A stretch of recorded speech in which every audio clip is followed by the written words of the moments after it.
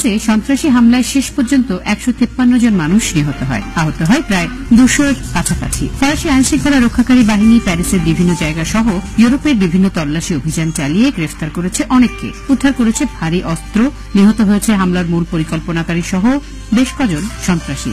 তাৎক্ষণিকভাবে ফরাসি সরকার দেশটিতে অনির্দিষ্টকালের জন্য জরুরি অবস্থা জারি করে। পার্লামেন্টে এক বৈঠকের পর জরুরি অবস্থা 3 মাসের জন্য বলবৎ করে। এমন পরিস্থিতিতে ফরাসি নাগরিক সহ বাংলাদেশি অভিবাসীরা ভীত হয়ে পড়ে। এর ব্যাপক প্রভাব পড়ে ব্যবসা বাণিজ্যে। যেটা আজকে ফ্রেঞ্চ প্রেসিডেন্ট ফ্রান্সোয়া হলন্দ বলেছেন যে মুসলমানদের যারা এই দেশে বাস করে তাদেরকে অন্য চোখে দেখার কোন কারণ নাই। এইটা একটা গুটিগত মানুষ, হিংসাত্মক মানুষ, যারা এই হিংসাত্মক কার্যক্রমের মাধ্যমে তাদের ইচ্ছাটা প্রকাশ করেছে, তাদের যে একটা অভিব্যক্তি প্রকাশ করেছে, এটা সার্বিক মুসলমান সম্প্রদায় না। অতএব মুসলমানদের উপর কোন ধরনের ব্লেম বা কোন ধরনের সরকার বরদাস্ত করবে না। প্রথম দিন যেমন আমার একটা ব্যবসা প্রতিষ্ঠানে ব্যবসা সন্ধ্যার সময় দেখি কোনো লোকহীন হয়ে পড়ে সম্পূর্ণ রাস্তা।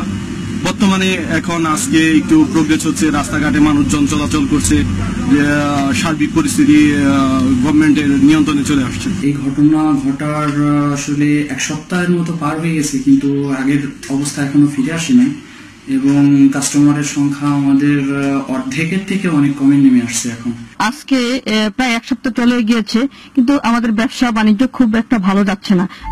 ব্যবসায়ীরা বলছেন সন্ত্রাসী হামলার পূর্বে আর বর্তমানে ভোক্তা কিংবা গ্রাহক সংখ্যা অর্ধেকের চেয়ে নিচে নেমে গেছে। গত সপ্তাহের এমন অতর্কিত সন্ত্রাসী হামলায় স্থবির হয়ে পড়েছে ফ্রান্সের জনপদ, এমনকি প্রভাব পড়েছেও ব্যবসা বাণিজ্য। এখানকার জনগণ এবং ব্যবসায়ীরা মনে করছেন এই সংকট কাটিয়ে ফ্রান্স তার পূর্বের অবস্থানে ফিরে আসবে।